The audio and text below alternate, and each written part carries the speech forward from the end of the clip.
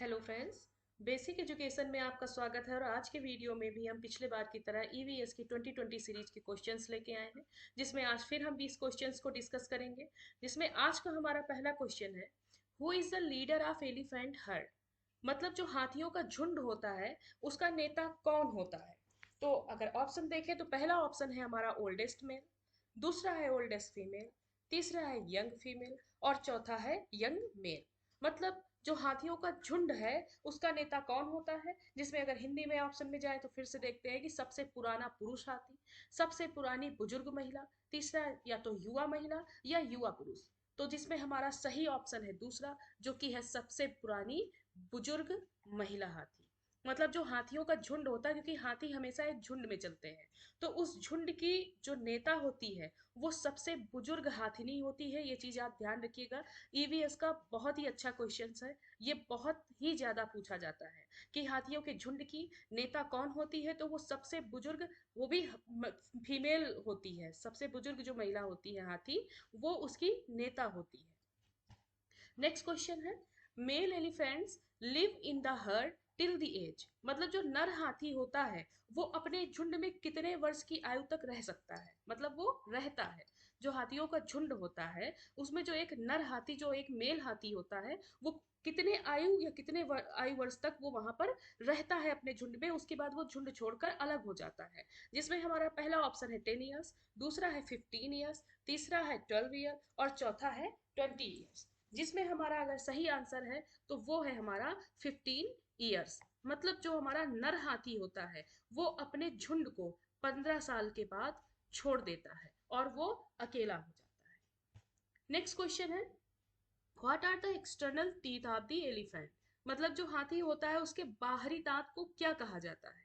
बाहरी दांत आपने देखा होगा, उसके दो दांत होते हैं बड़े बड़े से, तो बाहरी दांत को क्या कहा जाता है। जिसमें हमारा है पहला ऑप्शन टस्क, दूसरा है मोलर, तीसरा है प्री मोलर और चौथा है ऑल। तो जिसमें हमारा सही ऑप्शन है पहला, जो कि है टस्क। जो हाथी के बाहरी दांत होते हैं उनको टस्क कहा जाता है, ये चीज याद रखिए। और इससे एक क्वेश्चन और बन जाता है जिसको आपको ध्यान रखना होगा कि हाथी को जो दांत होते हैं उसको क्या किया जाता है, उसके दांतों का यूज किया जाता है, लोग इसका तस्करी के रूप में यूज करते हैं। तो ये भी क्वेश्चन बन जाता है कि हाथी की तस्करी किस लिए की जाती है, तो वो उसके दांत के लिए ही की जाती है, क्योंकि उसके दांतों का यूज किया जाता है, जो कि हमारे होते हैं टस्क। नेक्स्ट क्वेश्चन है, जो वयस्क हाथी होता है उसका वजन कितना होता है लगभग। जो वयस्क मतलब जो एडल्ट हाथी होता है एलिफेंट, उसका लगभग वेट कितना होता है। जिसमें हमारा पहला ऑप्शन है 200 किलोग्राम, दूसरा है 400, तीसरा है 300 और चौथा है 500 kg। ये है किलोग्राम।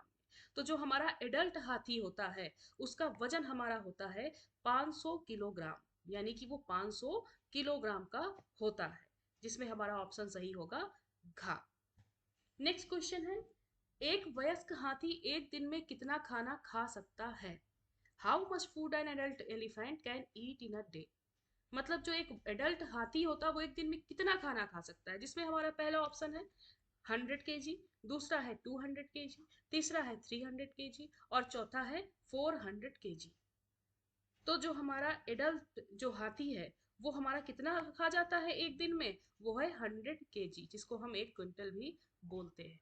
तो हमारा जो एक वयस्क यानी एडल्ट एलिफेंट होता है वो एक दिन में 100 kg खाना खा जाता है। जिसमें हमारा सही ऑप्शन होगा पहला।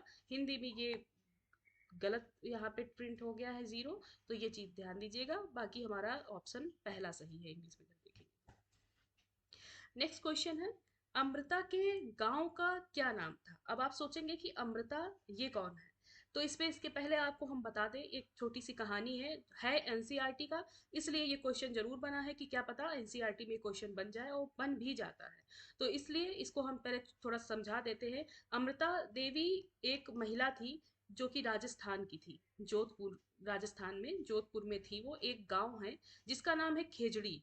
और उसका नाम क्यों पड़ा खेजड़ी, क्योंकि उसमें खेजड़ी नाम के पेड़ बहुत सारे थे उस गांव में, इसलिए उसका नाम खेजड़ी रख दिया गया। तो अमृता जो देवी थी, तो इन्होंने क्या किया था, खेजड़ी के वृक्षों को काटने के लिए सिपाही आ गए थे। तो उनका ये कहना था कि इन पेड़ों को मत काटो, खेजड़ी के पेड़ों को। तो उनको बचाने के लिए ये पेड़ों से चिपक गई और उनको नहीं काटने दे रही थी, जिसके कारण ये अपने नाम से फेमस हो गई। इसलिए ना ये चीज क्वेश्चन बनता है यहाँ से कि अमृता के गांव का क्या नाम था, कि जहाँ पे अमृता रहती थी। तो इससे आप समझ जाएंगे कि खेजड़ी उनके गांव का नाम था। और किस कारण खेजड़ी पड़ा, क्योंकि खेजड़ी पेड़ थे खेजड़ी के, इस कारण खेजड़ी नाम पड़ा। नेक्स्ट क्वेश्चन है, बिश्नोई किस राज्य के हैं? जो अब ये बिश्नोई जो है, ये एक प्रकार की हमारी जाति है, जो कि पूछा गया है कि बिश्नोई किस राज्य के हैं। तो ये भी हमारे राजस्थान के हैं। जो बिश्नोई जाति पाई जाती है वो राजस्थान की है। तो इसको आप ध्यान दीजिए। नेक्स्ट क्वेश्चन है, जब सैनिक पेड़ काट रहे थे तो अमृता ने क्या किया? अभी मैंने आपको अमृता की कहानी बताई कि अमृता पेड़ को बचाने के लिए, खेजड़ी के वृक्षों को बचाने के लिए पेड़ों से चिपक गई और उनको काटने से रोका। तो यहाँ पे ऑप्शन आप समझ जाएंगे, जिसमें पहला है उसने पेड़ों को गले लगाया, दूसरा वह सैनिक से लड़ी, तीसरा है वो भाग गई, और इनमें से कोई नहीं। जिसमें हमारा सही ऑप्शन है कि जब सैनिक पेड़ काट रहे थे तो अमृता ने क्या किया, उसे उसने पेड़ों को गले लगा लिया, पेड़ों से चिपक गई। मैंने अभी आपको बताया कि वो पेड़ों से चिपक गई, तो यानी कि वो कह रही थी कि पेड़ को मत काटो। नेक्स्ट क्वेश्चन है, what do trees give us? मतलब जो पेड़ होते हैं वो हमें क्या देते हैं? वो आपको अच्छे से पता होगा, लेकिन फिर भी ऑप्शन पढ़ते हैं। खाना देते हैं, ऑक्सीजन देते हैं, लकड़ी देते हैं, या सब। तो जिसमें हमारा ऑप्शन होगा डी, जो कि सब। यानी जो पेड़ होते हैं वो हमें खाना तो देते ही हैं, ऑक्सीजन भी देते हैं, और लकड़ी भी देते हैं। नेक्स्ट क्वेश्चन है, which trees are found in the desert? मतलब मरुस्थल में कौन से वृक्ष पाए जाते हैं, किस किस प्रकार के वृक्ष मरुस्थल में पाए जाते हैं? जिसमें है पहला कैक्टस, दूसरा है खेजड़ी, तीसरा है पाम, और चौथा है सब। जिसमें हमारा सही ऑप्शन होगा डी, जो कि है सब। तो जो हमारे मरुस्थल में पेड़ पाए जाते हैं वो कैक्टस के पेड़ पाए जाते हैं, खेजड़ी के भी पेड़ अभी मैंने आपको बताया ही है, जो कि राजस्थान, तो वो मरुस्थल ही है, और तीसरा है पाम। तो हमारे मरुस्थल में इस प्रकार के पेड़ पाए जाते हैं। और इसलिए ये कैक्टस खेजड़ी पेड़ जो है ये यहाँ क्यों फेमस है, क्योंकि ये क्या करते हैं, जैसे कैक्टस का पेड़ है तो ये क्या करता है, मतलब पानी ये बहुत ज्यादा नहीं लेता है, क्योंकि मरुस्थल है वहां पे पानी की होती है कमी। तो ये पेड़ बहुत ज्यादा पानी नहीं लेते हैं, और पानी को अपने जो कैक्टस है एक बूंदों के रूप में संजो के रखता है, अधिक पानी नहीं खींचता। इस कारण ये इनको मरुस्थल के पेड़ कहे जाते हैं। नेक्स्ट क्वेश्चन है, लीची के पेड़ किस महीने में खिलते हैं? मतलब जो लीची आप सभी खाते हैं, तो लीची के पेड़ किस महीने में खिलते हैं? जिसमें हम है हमारा पहला ऑप्शन जनवरी, दूसरा है फरवरी, तीसरा है मार्च, और चौथा है दिसंबर। तो जो लीची के पेड़ हैं वो हमारे किस महीने में खिलते हैं? जो कि सही ऑप्शन है हमारा दिसंबर। दिसंबर में हमारे लीची के जो पेड़ हैं वो खिलते हैं।